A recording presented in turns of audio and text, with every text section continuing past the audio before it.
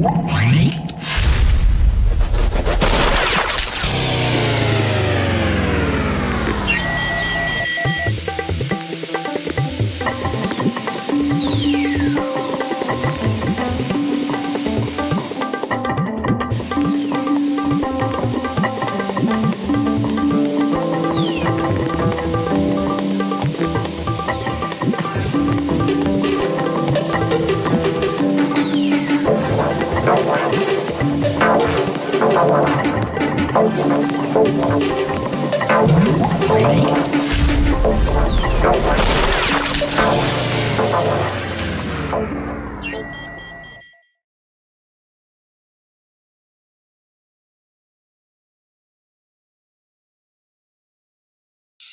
I wanted to ask you, that Essence conference that you were talking, that you posted about.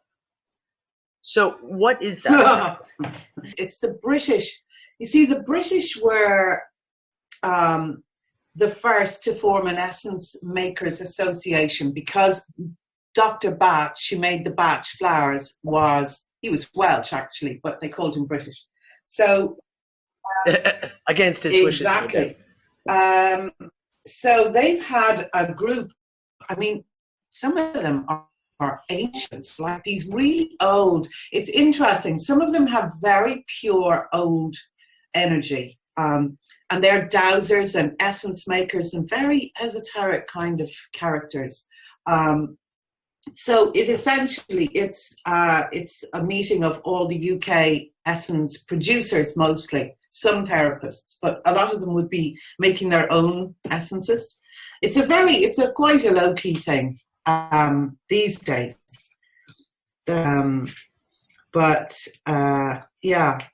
It's being rejuvenated. There's a very interesting girl down in France, and she's somebody that I'm going down to Bordeaux to work with her again in February. And she is currently chair of the organization, and she's really looking at things in a different way, you know. Kind of bringing young blood, fresh blood in, kind of new ways of doing things. Essences are very valid and they need to get out there. And the interesting thing, Dani, is that we are not getting the people. I was laughing to somebody saying, the gathering is full of Zimmer frames, really. And we're just not getting to, and it's not like the younger kids don't need essences. They absolutely do, but we're not connecting with them. We are just not connecting with them. And that's something that I was saying in chat the other day with Brianna, that this feeling that we have actually failed. I was talking to, actually it was Angie, that homeopath who's over in Gozo last week. And we started out in practice about the same time. She said it's heartbreaking.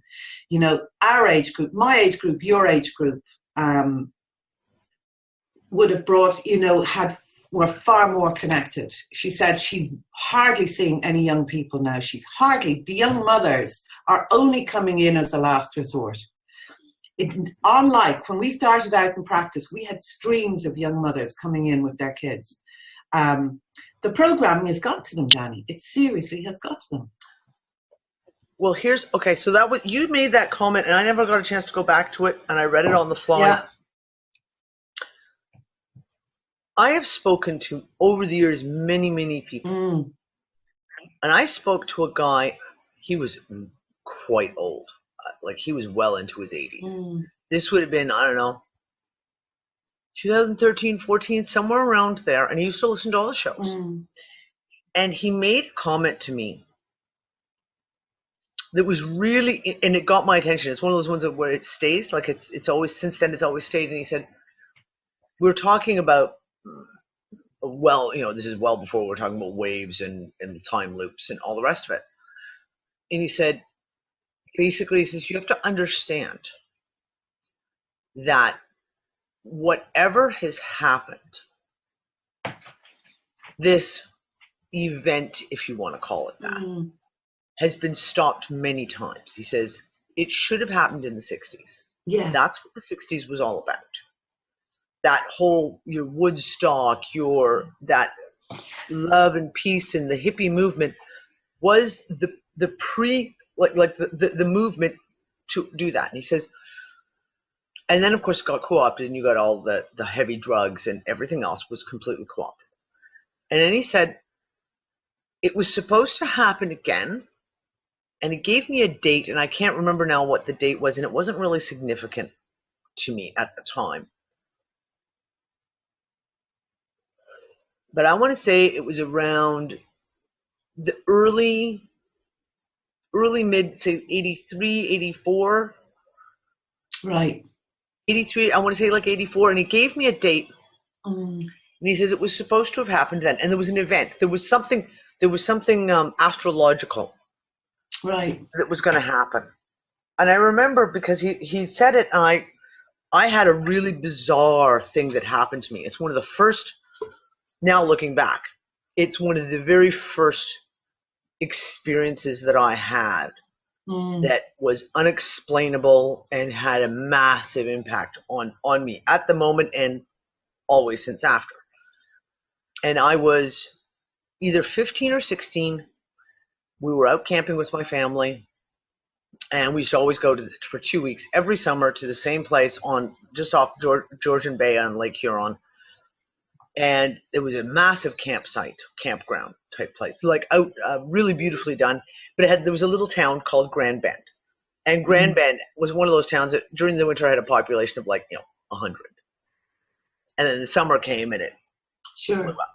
And they had antique markets and flea market, it was a really lovely little place to go. And the Mennonites were there, so you could go and get like homemade fudge and stuff. And we were walking through town, and all of a sudden I became disconnected from my body. And I was, at the time, I can remember thinking, I wonder if this is what it feels like to be drunk. Because I never drank, Yeah. I mean, other than a sip. And I remember sitting there going, wow, I wonder if this is what it is to feel drunk. And I can remember walking and not wanting to say anything to my dad, because we were on our way to get ice cream. So it's that typical, I'm not going to say anything to my dad because he'll make me go back to the campsite and go lay down. And I want that ice cream. So I'm just going to keep going. And it went on for about 20 minutes, a half hour. And it was like I was hovering slightly outside my body. I was like lightheaded. And I was just really, really quiet. And I just enjoyed, all I can remember was just walking around looking at everything and just being like, oh, wow. And it was an impacted, never had a reason. Like there was never, ever any reason that I could ever logically come up with to have caused it. So then he said that about the 80s. And I was kind of like, I wonder if that's something happening. And I experienced it then. And then he says it was supposed to happen at the end of the 90s. And he says, everyone was talking about it. And the whole Y2K thing was like a distraction, a something to pull the attention away. So he says, you have to understand this whole 2012 thing was just really, a lot of us just sat there and shook our heads. We're like, just like it was yet another failed. Yeah. It just didn't happen. So when you and Brianna, I just realized I have got so much tobacco on my keyboard. Holy shit. Oh my God. And it gets in there, doesn't it? Like, okay, I'm not even going to do that. I'm going to have to get like some hand vacuum. Holy shit, that's bad. You just get the light just shines on it just the right way, and you're like, oh.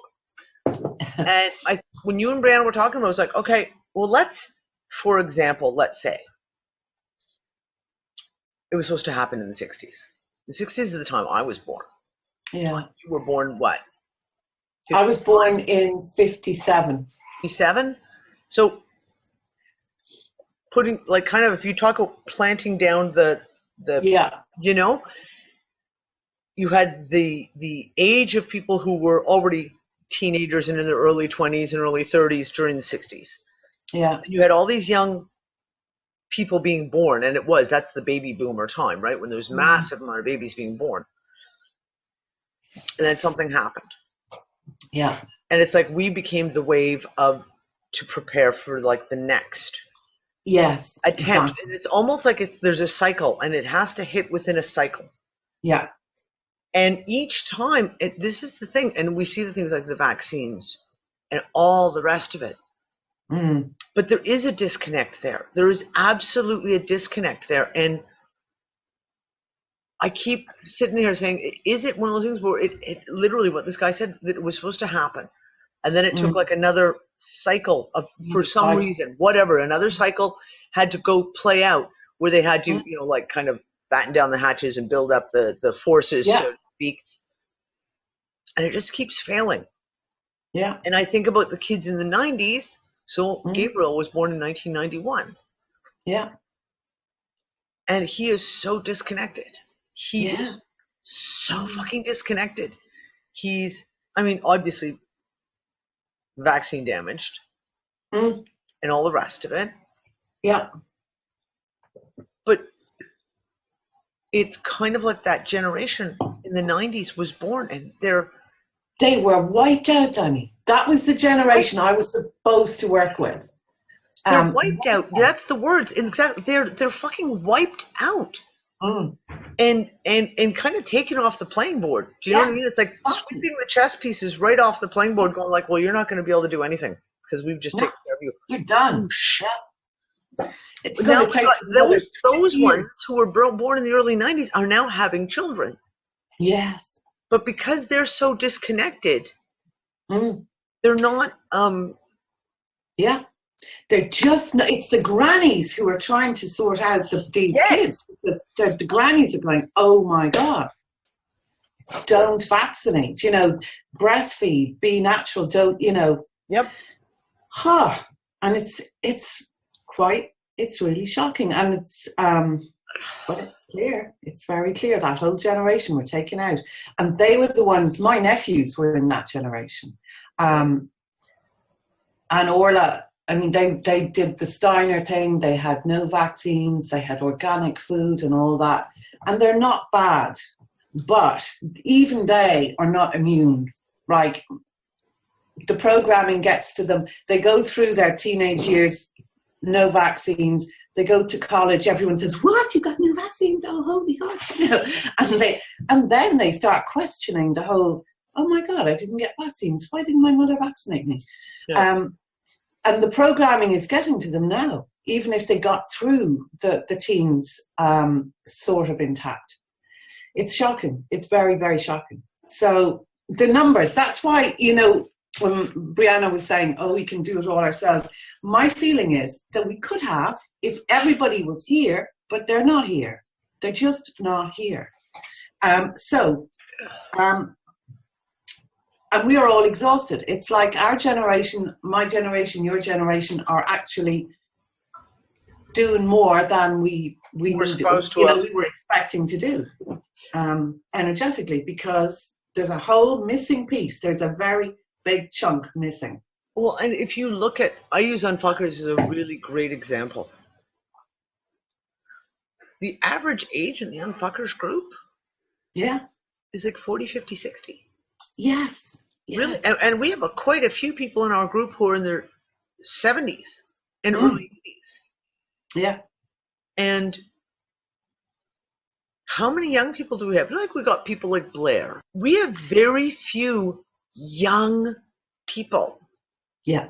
And it's funny because every time I have these conversations, like Gabe, when Gabe was here in the summer with his girlfriend, and we had lots of conversations about Mandela effects and what the fuck is happening. They see it. They're interested. Like, that is really, really, oh, wow, I hadn't thought of it that way. The conversations are really, really intriguing to them. But then they walk away, they go home, and it's gone. They don't care. It doesn't impact them. And it's the same thing when I've had conversations with Ben, who's like Musha's son, who's like my semi-adopted kid. But even him, we've had these conversations. Yeah. And like I told you, like, he's come to me and said things like, but they walk away. And doesn't go anywhere. Yeah. It doesn't go anywhere. And I keep expecting him to, I don't know, start bringing some of his friends over to have these to literally come over to have these conversations. When his friends bring it up, to be able to say, hey, no, I got someone you can talk to. You need to talk to Dani. She's really... Yeah.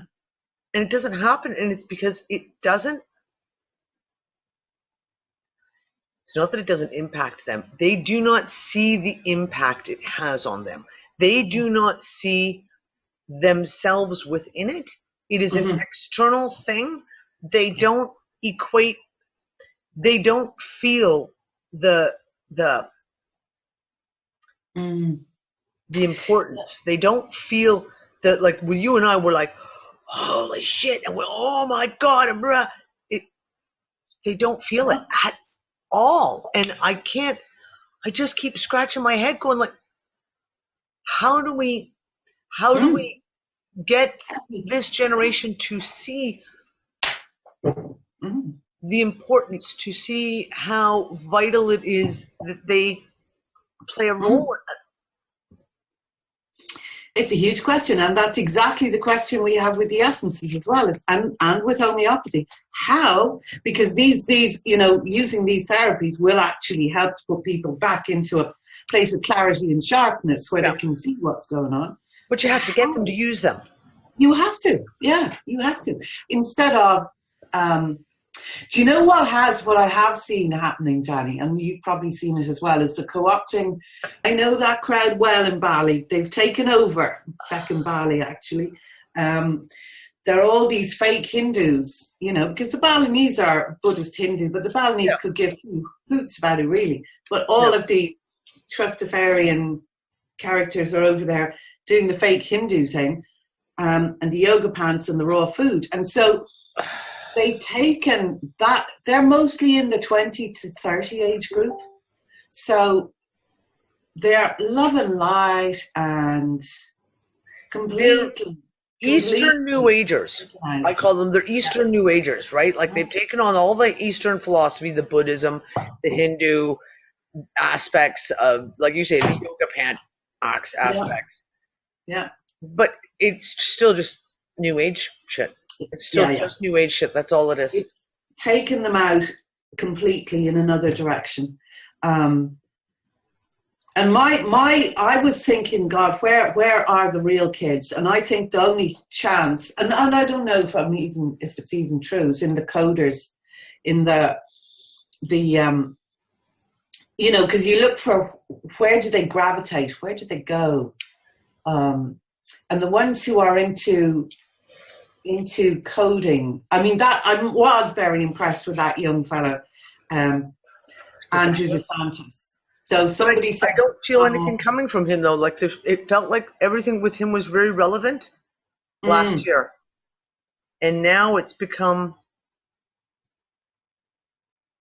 They've got him. I don't want to say superficial, but it's become like, let's talk in cliches, let's talk in code, let's talk in.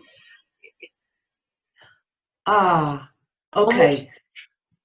So forming a clique, in other words, like not forming a clique, like it's like if you're in, but if you're not in, if you're not in, you're not going to know what I'm talking about. Yeah, exactly. And it's like, wow, that is something. I just don't comprehend. I mean, I don't know. What do we do? And that's why. I've tried to touch on the subject, and I get everyone just immediately doesn't want to look at it because it's negative. They perceive it as negative.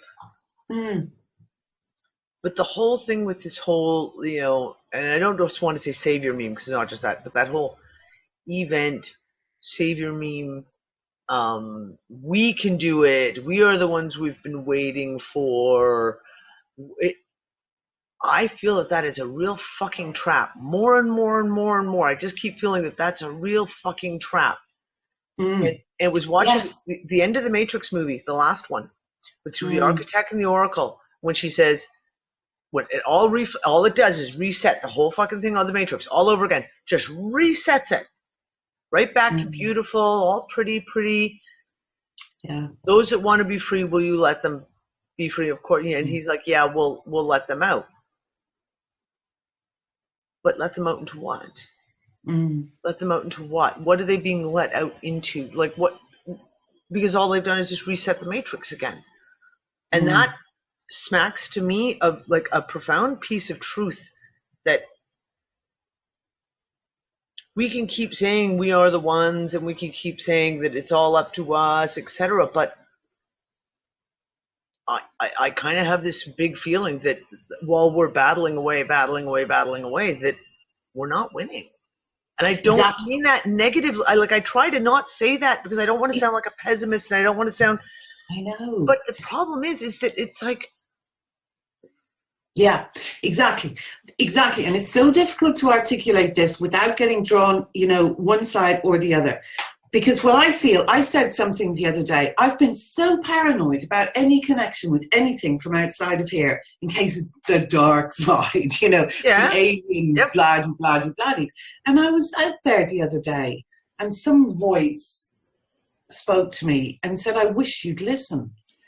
And I was thinking, I didn't go any further with it, but then I was thinking, actually, it's like we're throwing out the baby with the bathwater, because quite likely there is some kind of aid available to us if we could only cooperate with it, or if we could connect with it, or if we could join forces with it.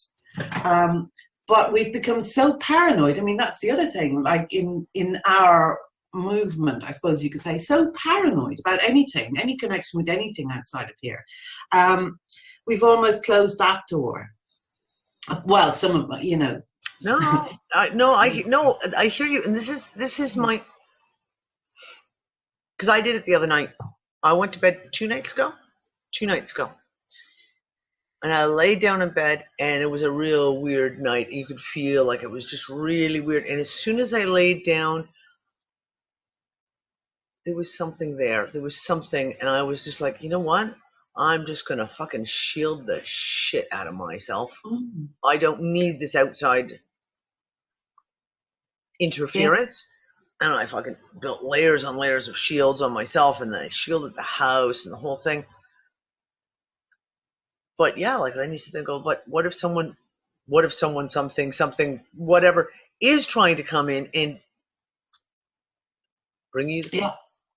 And I literally fell asleep thinking to myself, like, how do we discern? Yeah, good question. Between the positive and the negative, to use fucking polarities, which I fucking hate. But and it's real fine because everyone says, oh, you got to go into your heart space, you got to feel it. But you know what? No. When you've been fully programmed the way we've been programmed, anything that I feel start reaching out for me, my immediate, it's like, well, wait a second. That's like a program reflex. That's like someone who's heavily into martial arts, and as soon as someone taps them on the shoulder, they reach around and break that person's arm because you've been so hyper programmed into it. Yeah. So it's like so my feeling was, and after that, is that I need to be able to stand there and meet any of them, rather than, to feel strong enough and centered enough to meet any of them and make my decision in the meeting, rather than immediately send them off. Because the immediate sending off was that was very, I've been shielding like mad recently, just, boom, boom, boom, boom, boom. And I realized to myself, because that was a big lesson I got with entities, they're just fucking entities. So what? Instead of immediately, because the stronger thing to do is to say, hey, let me look at you. Well, okay, and we say it in our daily life. You're so right, because we say it all the time. Like, sometimes you got to read the good articles and the bad articles. Sometimes you got to read the fucking bullshit, because you might find just one sentence, right? In a whole article of New Age love and light, but there might be one sentence that jumps out at you and goes, oh, there's a piece right there. And it's the same thing. I see it as could be the very same thing with anything that you're dealing with that's external, that there could very well be pieces there, but if we're not paying attention to them, we're missing the hints, we're missing the points, we're missing, I don't know. It's really,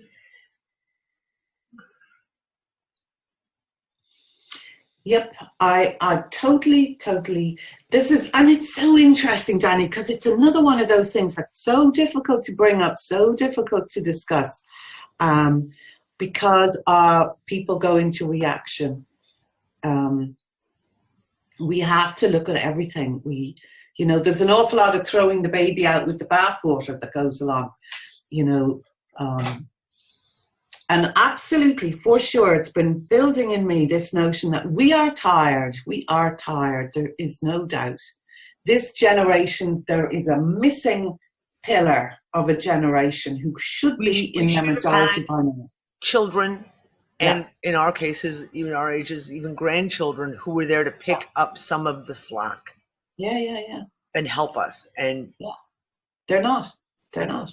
Instead, what we have are grandmothers who are absolutely knackered because they're trying to hold their grandchildren together as well, And we have them popping up all over the place, and we have them in very practical ways as well, because the generation are so austerity and every programming has driven that working mother parent generation to a point where they do nothing except get on the hamster wheel first thing in the morning, and they leave the kids, in fucking care. School and daycare and all. You look at places like the U.S. where you're lucky if you get 6 weeks maternity leave. I still cannot fathom why women in America have not stood up in mass, in mass, and said, "Fuck you, fuck you. No, you are going to change this." America is one of the last countries in the world that doesn't give maternity leave. It's asinine. Like I can't even comprehend how people can keep falling for that programming. It's the success of the feminist programming over there. You see women executives boasting about how they get back to their desk. I saw one say she got back to her desk 3 days after she gave birth, and she thought this was a good thing. Yeah, she was like, "Something this is to be proud about." What are you talking about? Like, wow. And then you also wonder, is that no wonder that breastfeeding rates in America are the lowest in the world, pretty much. But Malta also has no proper, decent, maternity leave. They really, really don't. I think it's maybe 2 months, I think. But nobody here breastfeeds. No one here fucking breastfeeds. The breastfeeding rates are so low here, it's beyond shocking. And there's a very set pattern, because you have a baby, and as soon as the baby's born, you hand the baby off to your mom. And the grandma becomes the baby carer who looks after all the grandchildren and gives them a bottle and takes them for walks. And it's become this generational thing. Now it's just expected. You can have a baby, you'll stay home for 2-3 weeks, maybe 4 weeks, but then, you're just going to go back to work because you've got grandma. Nana's there, and Nana will look after all the children, or daycare or whatever.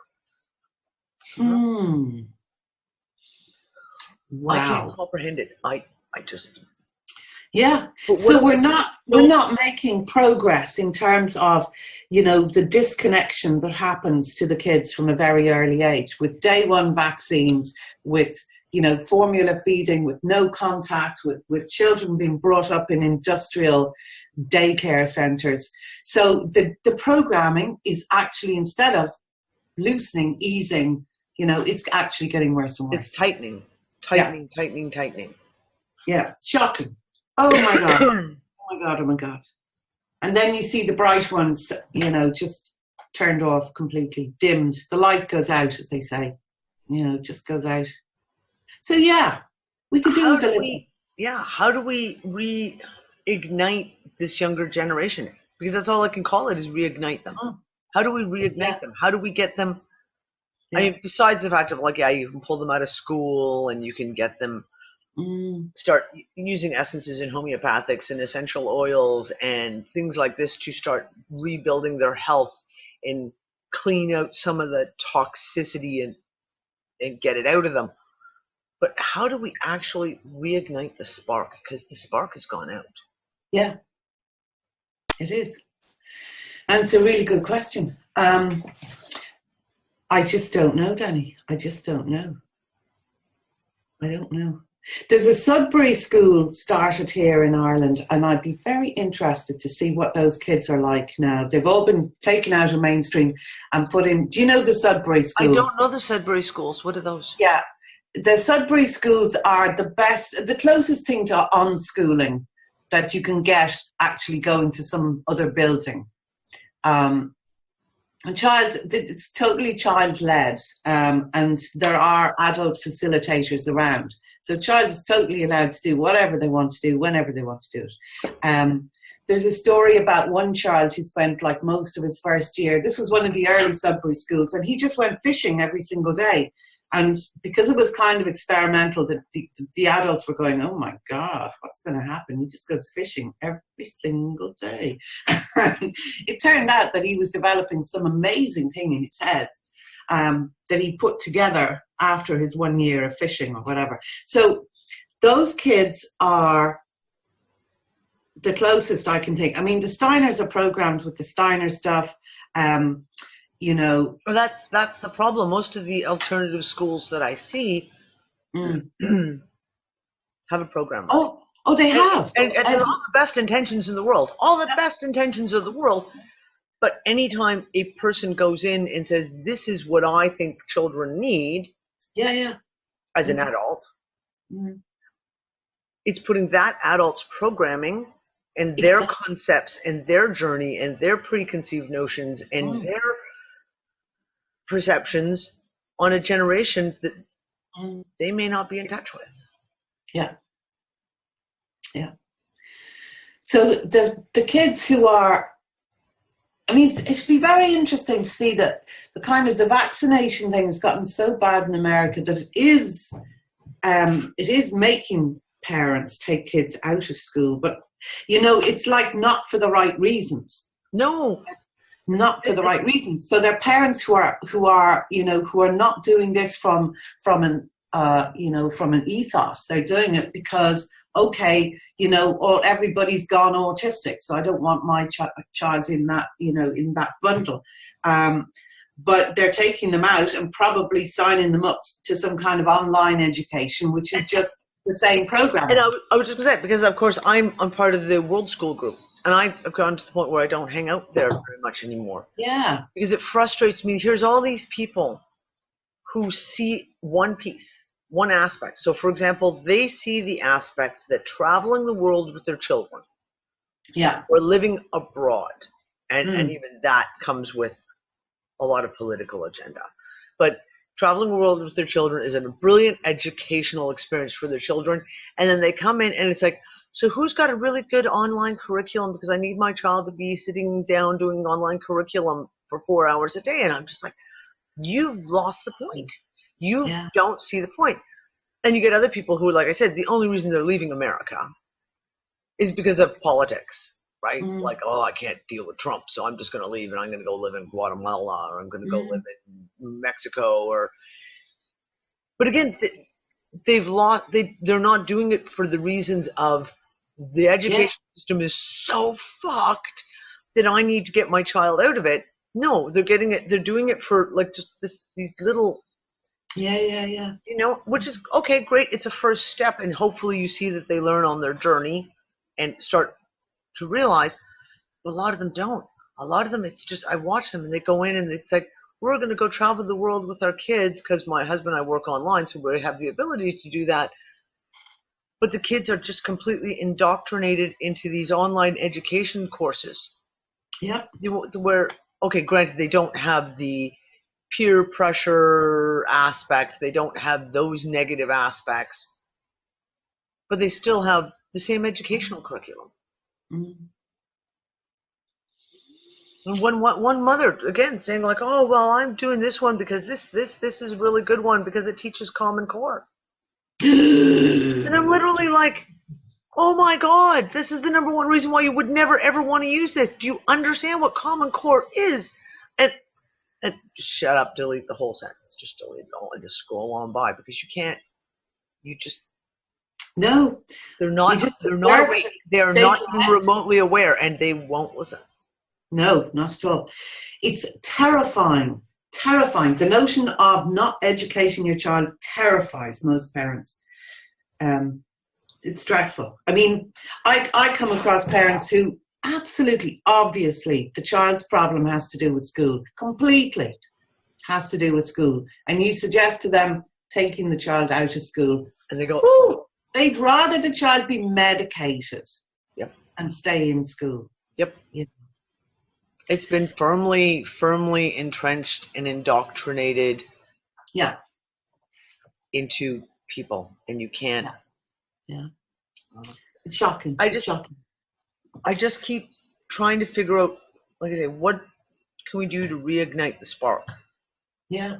What can we do? And is it something that we can do? Like, can we actually do that? Can we reignite that spark? I do believe that we can. How? I mean, I've seen it happen, but how to do it on? It's almost like, okay, what I see is this timer. There is a timer running out. That's what I see, Dani. And perhaps it is, okay, we're approaching the end of this, some kind of cycle, and we are just not ready. So there is I just don't know if we can do it on any kind of a scale that's going to make a difference. I've seen it happen individually, absolutely. And it happens, when a child but the child has got to be around awake adults, and the child has got to be in a situation where all pressure is taken off, and the child is suddenly allowed to realize that none of the old programs actually, matter or are real, that no fear is real, that you don't have to do any of this stuff, and that you can just be the way you want to be. And that's myself and one of my sisters, actually, it's the Radio 4 sister, who's deeply programmed by Radio 4, but she's on another level, she's actually good with kids. And we were thinking that we need to have these kind of centers where teenagers particularly can come and be decompressed, allow them to just live in a teepee, lie on the ground.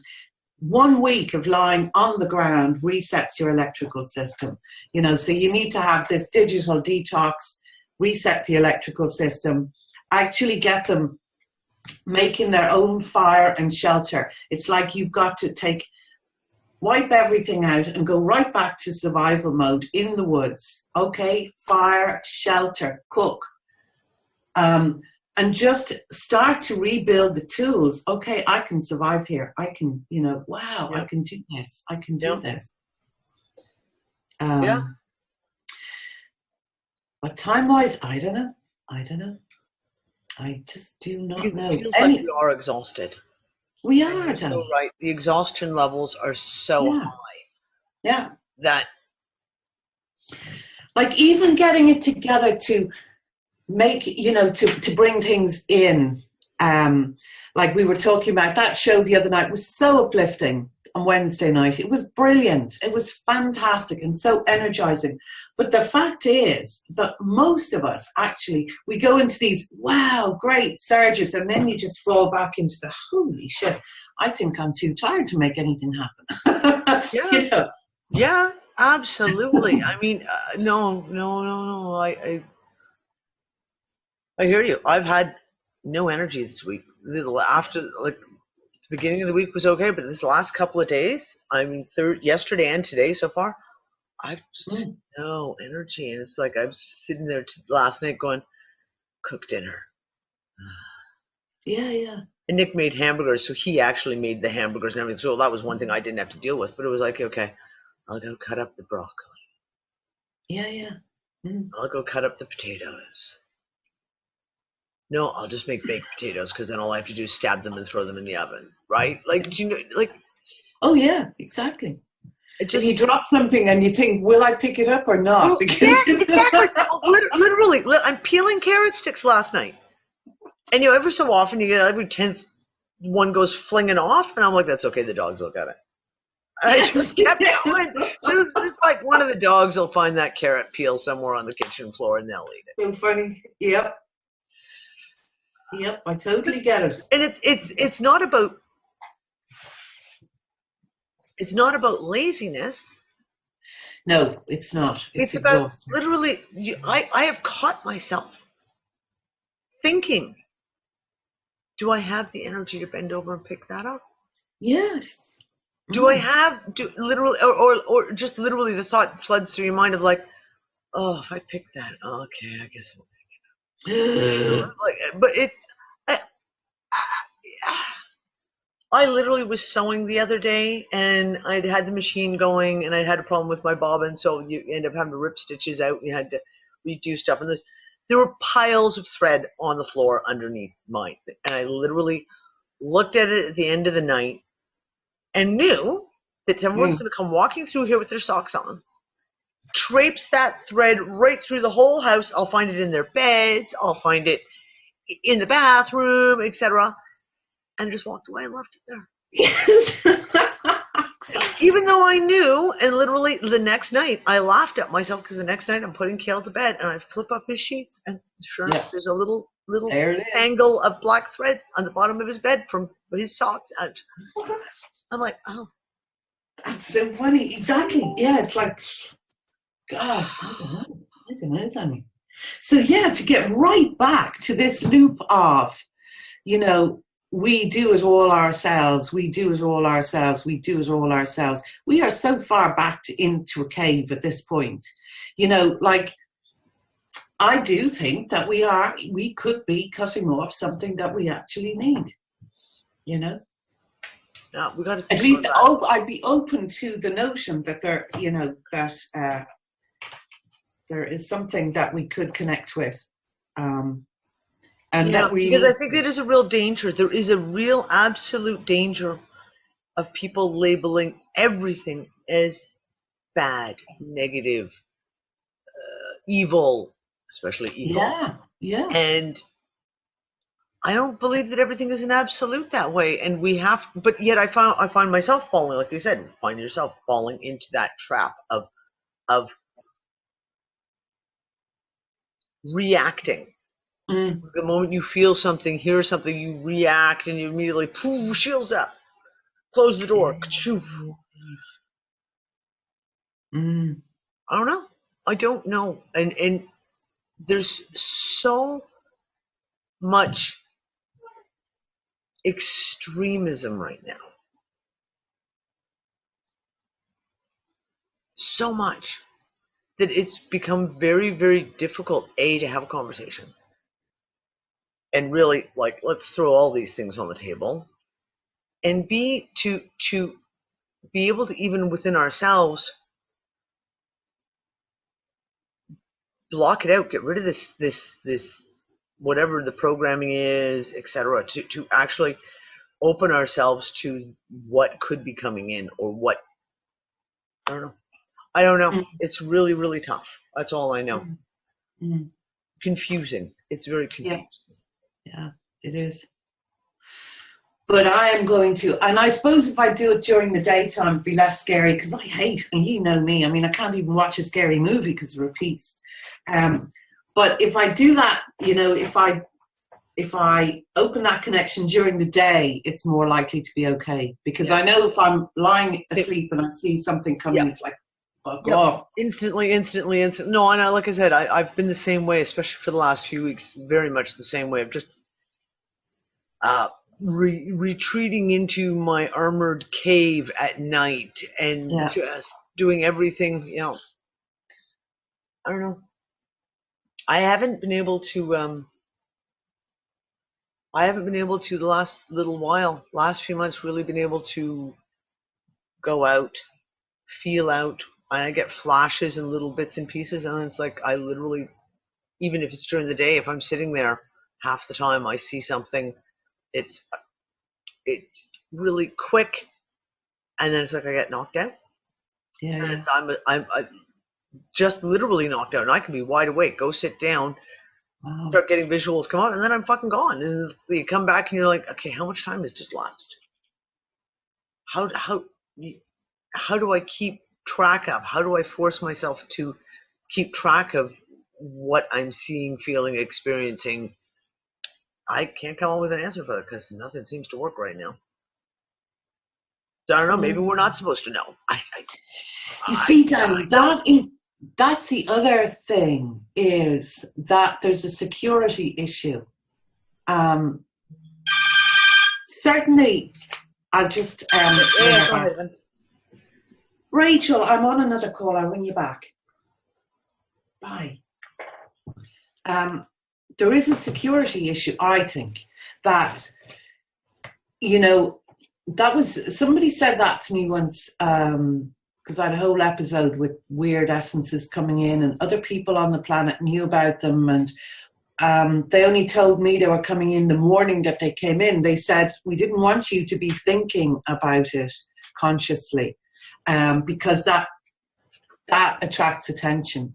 Oh, see, for years, Anne, I've had the same overwhelming. That's why we can't see certain things, or why we can't do certain things, and listen, we know, especially right now in the last year or two. I mean, it goes back much farther than that, but we know for a fact that whatever our thoughts are being bled out into. Yeah, exactly. The control system, whatever you want to call that control system, we know it. To the point of like the blatancy in Facebook and fucking Google ads and shit. It's just gotten. Yeah. So yeah, I mean, maybe it is a security thing, because if you can't see it, if you can't remember it, then it can't be taken from you out of your head. Exactly. And because we're unpredictable, because we have that unpredictability factor, I think that they are scanning really hard to see what people are coming up with. So, you know, it makes sense that... Maybe that's why I literally have just like the little monkeys crashing cymbals in my head half the time. Yeah. Yes. Exactly. Distractions. And music, and again, I've been back to this again, where, I mean, I always have music playing in my head. Yeah. I always do. But for the last, let's say about a month and a half now, it's literally gotten stupid, and it's stupid music playing in my head. Stupid, like just all you need. I mean, something you get when you get, as I say, you get like triggered because someone goes by whistling a tune, and then all of a sudden it's stuck in your head. Yeah. But I literally will wake up with just ridiculous songs in my head, and there are times when I go, okay, is that a message? And then there are times where I'm like, okay, I'm just creating noise. Because I will find myself, even if I don't have a song, I will find myself repeating a stanza of music. Yeah. Over and over, and it's not from anything. It's just something that's come into my head, and it's not from anything, and it just repeats. And I used to be like, and I'd block it or start playing a different piece of music. But now I'm just like, okay, well, there's got to be a reason why that's just repeating in my head. I might as well just let it repeat. And I'll walk around humming it under my breath, even, like, because it's just fucking there. So is that literally like a... Oh, very good. You're blocking the signal. I suspect that that's a blocking mechanism. Yeah. And there's been little things that have happened over the years. Like I've said to you before, I have certain songs that I use when I'm trying to clear my mind.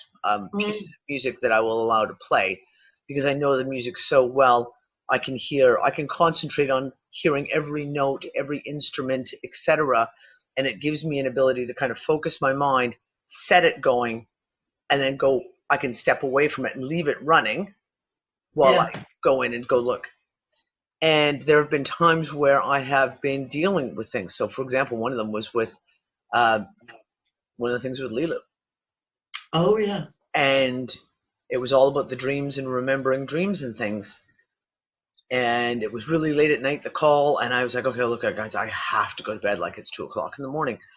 And Lulu said to me, okay, well, I'll come in and I'll monitor your dreams type thing.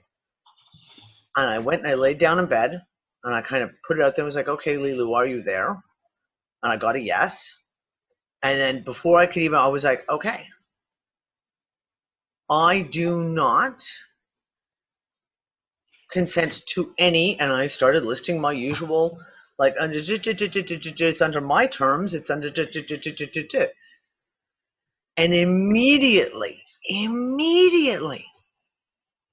one of my meditative songs, one of the songs that I use to block and keep myself on track, started playing in my head.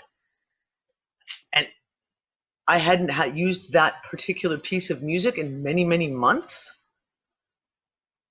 And it just started playing in full detail in my head. And I went, that's a protective mode. That's a blocking mode. Like, I immediately got the fact of, like, my unconscious, subconscious, whatever you want to call it, turned on the block mode music as soon as that situation arose.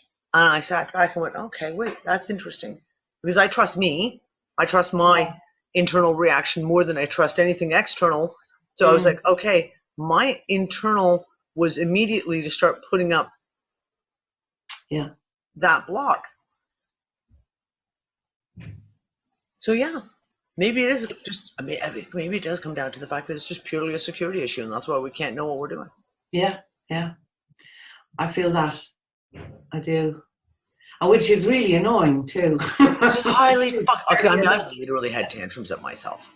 Yes. I have literally sat down and been like, okay, you're gonna fucking show me what the fuck is going on, because if you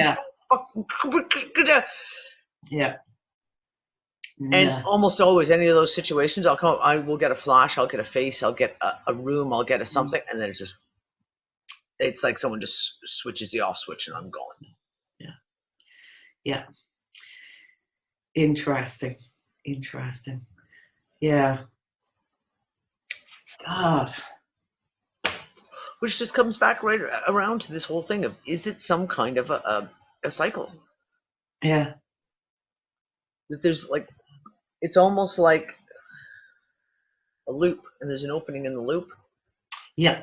The opening has to recycle back around for the next attempt. Yeah. Yeah. Yeah, I think so. I do. Very interesting about the staying in the loop, that we can do it all ourselves, and we will miss that. If that could be it, we'll just float right past that opening. Oh no, I'm not staying here for whatever. Well, that's what, like, that's come up, like, back in 2015, Lisa and I discussed it on a show of, like, what if the prison doors open and we just have to walk out? Yeah. But take it as another analogy of, like, that loop is open and maybe this is our opportunity again, and that's why we feel this incredible, we have to push through, we have to I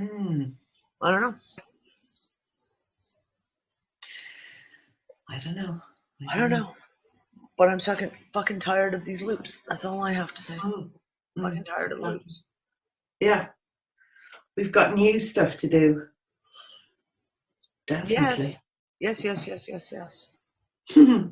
I want to do new stuff. I'm really, really bored with the old stuff.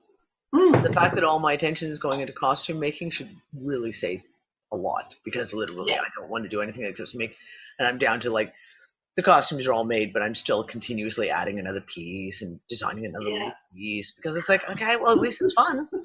At least it's fun, and it gives me something to do. So exactly.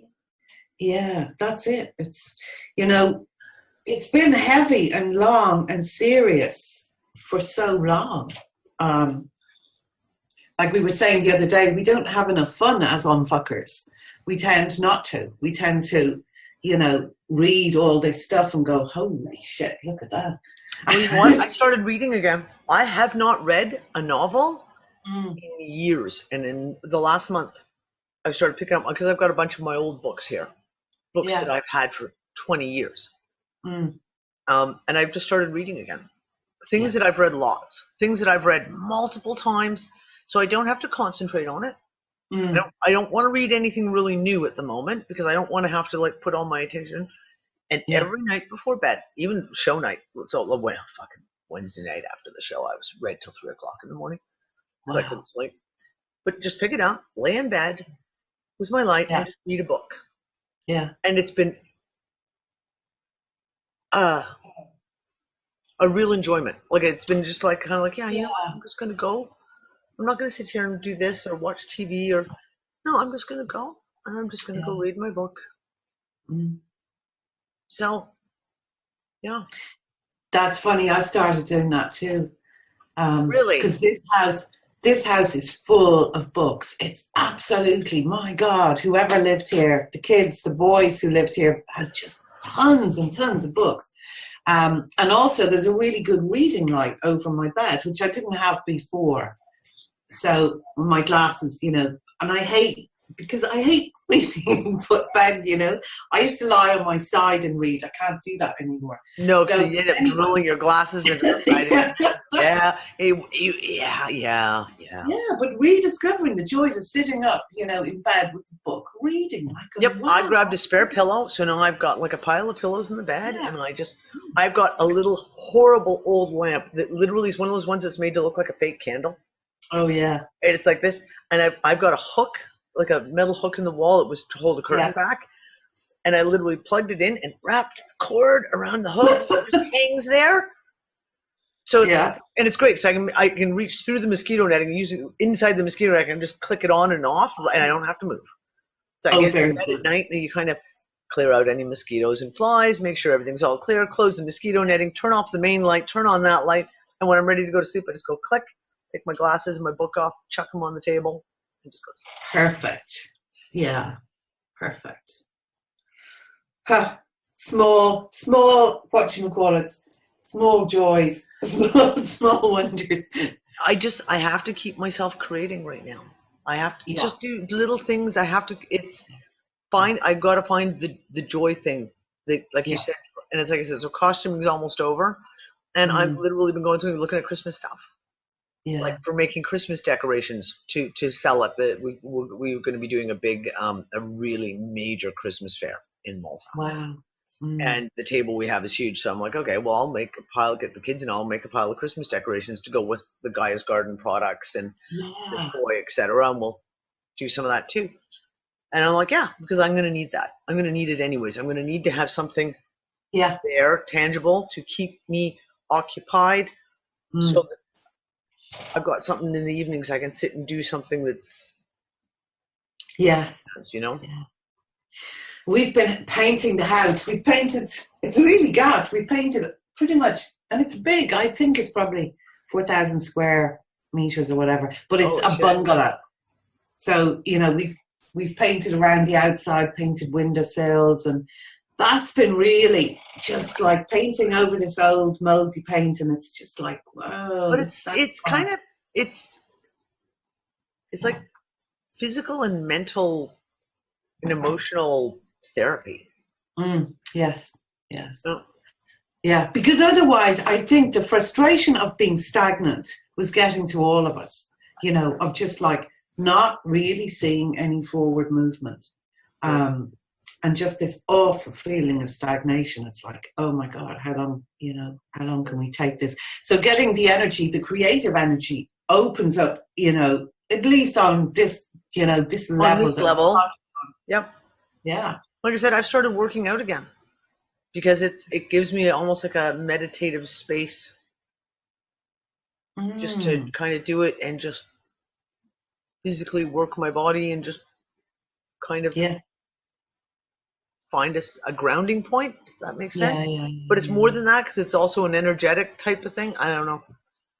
But it feels good, so I just keep doing it. I'm kind of interested in that conference, though. I don't know why, but it kind of interests me. I thought maybe I'll go. I'd like to learn more. I'd like to kind of learn some more about the essences and that. So I thought, well, maybe I'll go and see. Yeah. I actually haven't looked to see who's talking. I mean, I think what Sarah is doing deliberately this year is bringing in some new blood. I've spoken in a minute. I think she's brought in. I'll have to look and see who else is speaking, but I think she's brought in some of the younger essence makers to try and. Good. We've got to bridge this gap somehow. Well, that's what I think. Maybe that's I found it very interesting because that kind of stuff usually I don't even pay attention to. Right? But I actually went and I looked it up and I looked at the ticketing and I looked at what was going on. I was like, you know what? I mean, that's March, so that's lots of time to. Yes, dude. It's lots of time to prepare. Maybe it's something that I should attend and start attending some of these things to try to get within the community and start get more information. Like, you know what I mean? Like absorb it more. Bye now. Wow, that was fast. Okay, Groot, seriously, I don't need your nose in my armpit. Oh. You don't, seriously, don't. What are you sniffing? He's sniffing behind me now. What are you doing? Oh. You're being a jerk ass. Come on, you gotta get down. You're crushing me. Your butt is crushing me. Oh. Okay, I'm gonna let you go, sweetie. Bye-bye.